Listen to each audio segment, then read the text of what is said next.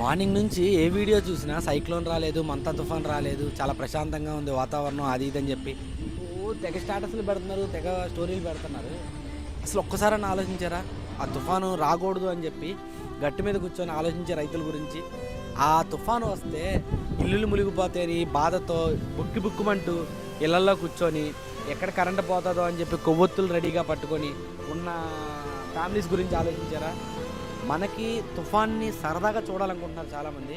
అది వస్తే నువ్వు నేను ఆ వాల్తేరు వాసు డైలాగ్ ఉంది చూసారా, ఎవ్వరం మిగలం. నేచర్తో పెట్టుకుంటే అందరినీ పట్టుకుపోద్ది.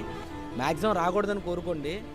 ఒకప్పుడు గతంలో చేసిన విధ్వంసం మళ్ళీ సృష్టించకూడదని చెప్పి, ఒకవేళ అటువంటి విధ్వంసం మళ్ళీ సృష్టిస్తే దాన్ని కాపాడడం కోసం ముందు జాగ్రత్తగా గవర్నమెంట్ అండ్ అలాగే పోలీసులు ప్రతి ఒక్కరు కూడా ముందస్తు జాగ్రత్తలుగా చెప్పారు. దాన్ని దయచేసి ఎటకారం చేయమాకండి. వీలైతే అందరికీ ఎడ్యుకేట్ చేయండి ఈ తుఫాను గురించి. బాయ్.